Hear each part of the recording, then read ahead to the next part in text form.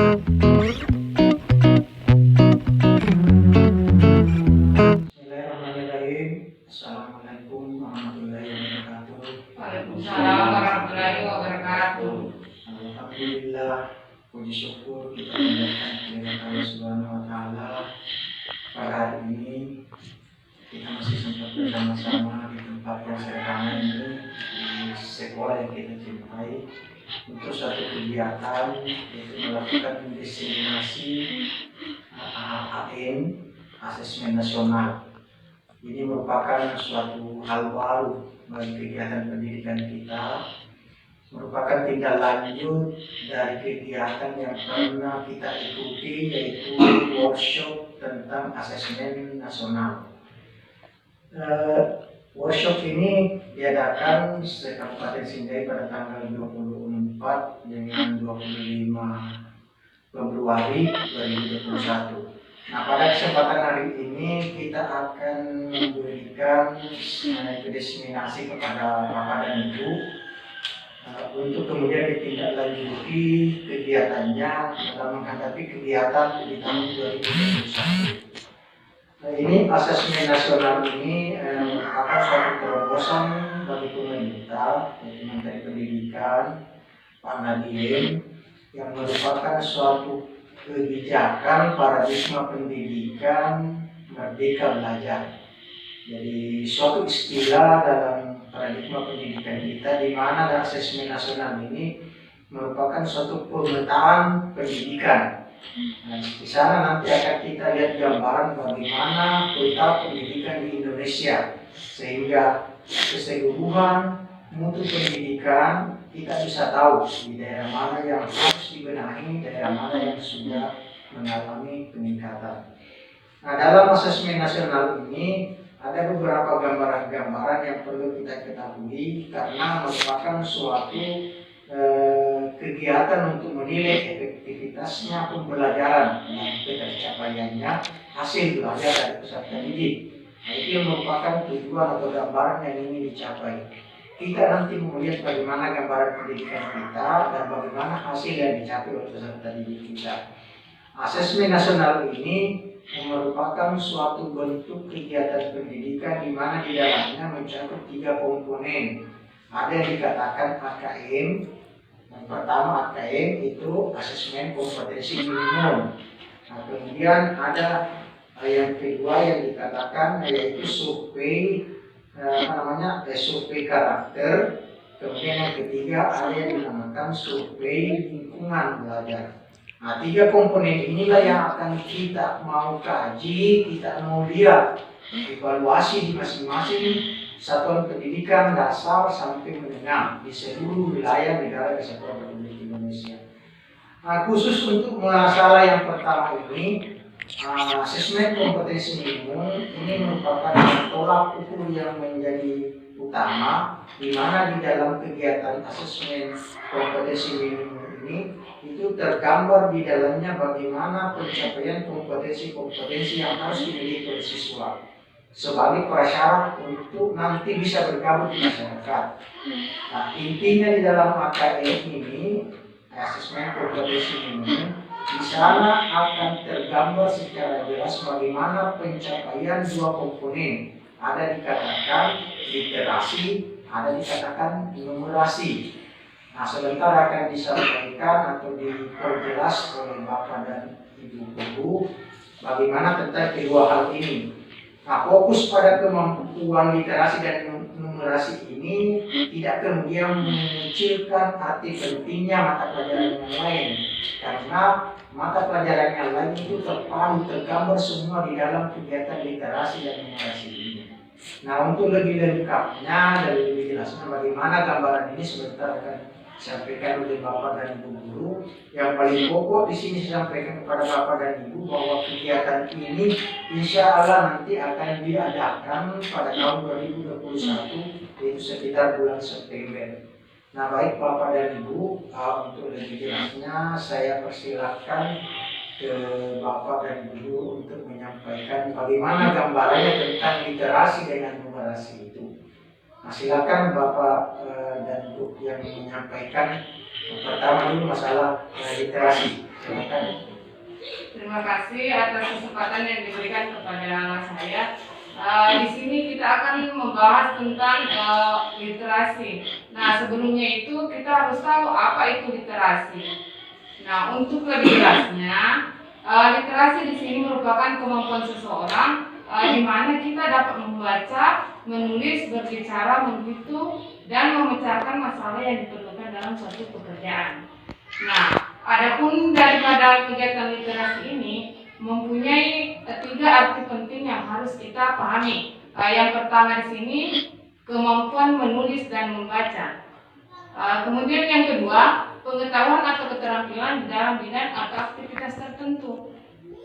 Ketiga, kemampuan mengolah informasi dan pengetahuan untuk diterapkan dalam kehidupan sehari-hari.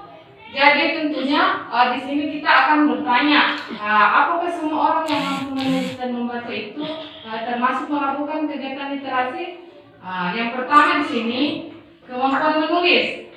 Jika seseorang hanya sekedar mampu menulis, maka kemampuan literasinya di sini artinya kemampuan menyampaikan pikirannya kepada orang lain secara tertulis menggunakan pilihan kalimat yang santun dan sesuai. Kemudian yang kedua, kemampuan membaca. Jika seseorang hanya sekedar mampu membaca kalimat tetapi belum mampu memahami isi teks yang dibaca orang tersebut, tidak bisa disebut memiliki kemampuan literasi. Kemudian yang ketiga, kemampuan menghitung. Jika seorang hanya sekedar mampu menghitung, mengurangkan ataupun mengalihkan sehari-hari berkaitan dengan angka, orang tersebut tidak disebut memiliki kemampuan literasi. Jadi perlu Bapak Ibu ketahui di sini, komponen daripada literasi di sini, literasi membaca, ada yang dinamakan konten, ada pula yang dinamakan konteks serta level kognitif. Itu yang harus Bapak Ibu ketahui mengenai komponen literasi. Kemudian di dalam literasi membaca di sini ada beberapa bentuk soal yang harus kita pahami. Yang pertama mengenai PGK, yang mana PGK ini adalah pilihan ganda kompleks. Kemudian yang kedua pilihan ganda. Yang ketiga menjodohkan. Kemudian yang keempat isian, dan yang kelima esai. Inilah bentuk soal yang ada pada literasi membaca. Kemudian untuk level kognitif, dari literasi ini muncul beberapa level kognitif, yang mana kita dapat menemukan, memahami, dan mengevaluasi. Jadi Bapak Ibu sekalian, di dalam kompetensi literasi di sini itu yang perlu harus kita ketahui, yang mana beberapa komponen tersebut memiliki konten, konteks, serta level kognitif. Mungkin sampai di sini mengenai kompetensi literasi membaca. Terima kasih. Assalamualaikum warahmatullahi wabarakatuh. Baiklah Bapak dan Ibu, kita sudah mendengarkan tadi bagaimana secara singkat gambarannya yang dikatakan dengan literasi. Nah, kemudian yang kedua, kita akan mendengarkan bagaimana gambaran tentang numerasi. Nah, untuk kesempatan ini saya persilakan ke Pak Muhammad untuk menyampaikan bagaimana tentang numerasi. Silakan. Terima kasih atas kesempatan yang diberikan. Assalamualaikum warahmatullahi wabarakatuh. Masalah numerasi, tentu Bapak Ibu sudah mengerti kalau kita mengartikan secara literatnya itu numerasi itu bilangan. Jadi ada hubungannya dengan bilangan. Definisinya, numerasi itu adalah kemampuan berpikir menggunakan konsep, prosedur, fakta, dan alat matematika untuk menyelesaikan masalah sehari-hari pada berbagai jenis konteks yang relevan untuk individu sebagai warga negara Indonesia dan dunia.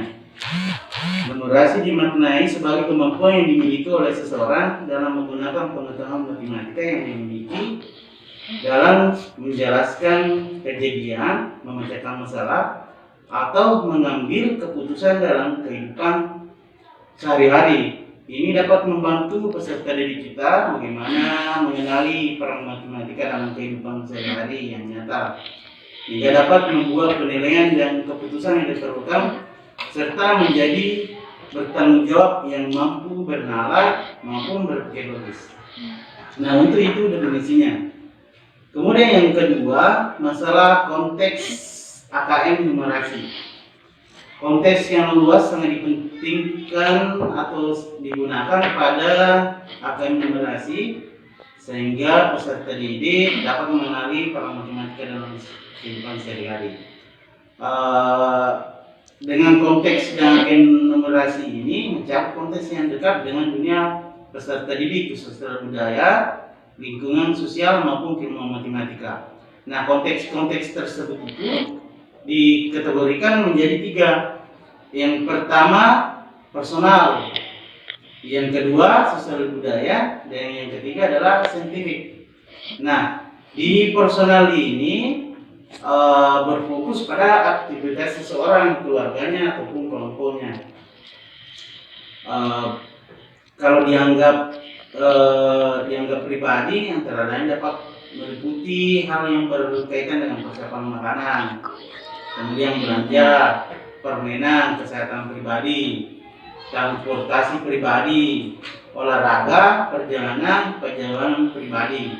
Dan kalau berhubungan personal dengan berhubungan dengan pekerjaan, contohnya bagaimana mengukur, bagaimana menghitung biaya sesuatu hal, memasang bahan untuk bangunan, penggajian, dan seterusnya, itu yang bersifat definisi dalam kehidupan sehari-hari. Nah, sedangkan untuk sosial budaya adalah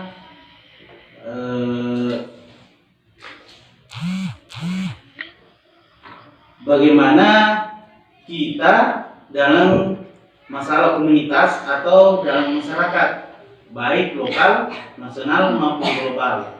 Contohnya misalnya bagaimana sistem pemungutan suara, bagaimana transportasi publik, bagaimana dalam pemerintahan, kebijakan publik, periklanan, statistik. Contohnya di BPN misalnya ada statistik di situ, hitung-hitungan berapa jumlah penduduk, berapa orang yang meninggal dan sebagainya. Kemudian ekonomi nasional.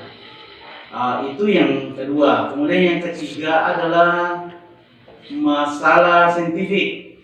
Ya, masalah saintifik atau berhubungan dengan misalnya teknologi, sains itu dan teknologi. Meliputi contohnya bagaimana cuaca atau iklim. Apakah iklimnya misalnya cuacanya di situ sedang panas atau iklimnya sedang musim hujan atau bagaimana. Kemudian ekologi, bagaimana kehidupan misalnya binatang di laut, bagaimana perbedaannya misalnya di daratan itu. Ilmu medis, ya ini obat-obatan, ilmu angkasa, genetika, pengukuran dan keilmuan matematika sendiri. Itu contohnya numerasi di di kategori yang ketiga, saintifik. Jadi Bapak Ibu, bahwa sebenarnya ada 3 itu yang di AKM-kan, di asesmenkan. Yang pertama itu adalah literasi, numerasi, dan karakter. Tetapi yang di sekolah itu diadakan untuk asesmennya nanti cuma 2. Di hari pertama itu literasi, kemudian di hari kedua adalah numerasi. Semuanya ini mempunyai ada 5 jenis asesmen nanti yang sesuai yang dijelaskan tadi Ibu, contoh-contoh asesmen yang akan dilaksanakan di sekolah-sekolah. Kemudian pada pelaksanaan asesmen itu dikenal ada namanya level. Jadi di kognitif itu ada misalnya level 1, level 2, dan level 3. Di jenis yang mengikuti asesmen itu ada beberapa level. Level 1 kelas 1 dan 2, level 2 kelas 3 dan 4, level 3 kelas 4, 5, dan seterusnya. Untuk dijelaskan nanti mungkin ada pertemuan yang akan datang bagaimana cara merumuskan AKM sesuai dengan kisi-kisi yang dirumuskan kisi-kisi literasi dan kisi-kisi numerasi. Sekian untuk numerasi. Assalamualaikum warahmatullahi wabarakatuh. Waalaikumsalam warahmatullahi wabarakatuh. Terima kasih. Baik Bapak dan Ibu, kita sudah mendengarkan tadi bagaimana gambaran dari literasi dengan numerasi. Itu merupakan bagian dari asesmen nasional yang pertama, yaitu masalah asesmen kompetensi minimum. Nah, namun demikian, bagian kedua dan ketiga juga menjadi hal yang pokok dan penting untuk kita ketahui. Seperti dalam hal bagian yang kedua dari asesmen nasional, yaitu survei karakter. Nah, ini survei karakter merupakan suatu kegiatan untuk mengukur bagaimana prestasi dan capaian hasil belajar siswa dalam hal pembentukan karakter, yang antara lain dapat tercermin pada bagaimana siswa itu dapat menampakkan perilaku atau kepribadian beriman dan bertakwa kepada Tuhan Yang Maha Esa, berbudi pekerti yang luhur, mandiri, bergotong royong, sampai kepada menampakkan suatu kreativitas. Nah, kemudian yang ketiga, yang juga tidak kalah pentingnya sebagai bagian dari asesmen nasional, yaitu survei lingkungan. Nah, survei lingkungan ini itu adalah kegiatan untuk mengevaluasi, untuk memetakan bagaimana keadaan atau lingkungan, pendukung kegiatan belajar yang ada di sekolah, baik berupa infrastruktur maupun sarana dan prasarana yang lain. Nah, di mana semua kegiatan-kegiatan survei ini baik merupakan AKM, survei karakter dengan survei lingkungan merupakan tiga komponen yang paling penting yang dilakukan, yang dirancang untuk memperoleh suatu informasi yang akurat untuk memperbaiki kualitas belajar mengajar yang pada gilirannya nanti dapat menampakkan suatu capaian prestasi belajar tingkat nasional. Nah, jadi intinya bahwa asesmen nasional ini bertujuan untuk menunjukkan apa yang seharusnya menjadi tujuan utama dari sekolah. Jadi itu di situ nanti akan tercermin apa sebenarnya menjadi tujuan yang utama dari sekolah tersebut. Nah, yang dimana dalam hal ini akan tergambar bahwa seperti itulah pengembangan kompetensi dan karakter siswa yang dimiliki satuan pendidikan tersebut. Nah, itulah gambaran-gambaran singkat bagaimana tentang asesmen nasional itu, dan insya Allah nanti pada pertemuan berikutnya kita akan kupas lebih jauh bagaimana prosedur dan teknis pelaksanaannya, terkait juga dengan bagaimana merumuskan soal-soal indikator-indikator yang bisa nanti mengukur ketercapaian kegiatan-kegiatan kita lakukan. Dan saya kira apa yang kita sudah sampaikan saya kira sudah cukup, dan pada kesempatan ini saya mengucapkan terima kasih atas perhatian Bapak dan Ibu, dan saya akhiri dengan ucapan wabillahi taufiq wal hidayah. Assalamualaikum warahmatullahi wabarakatuh. Waalaikumsalam warahmatullahi wabarakatuh.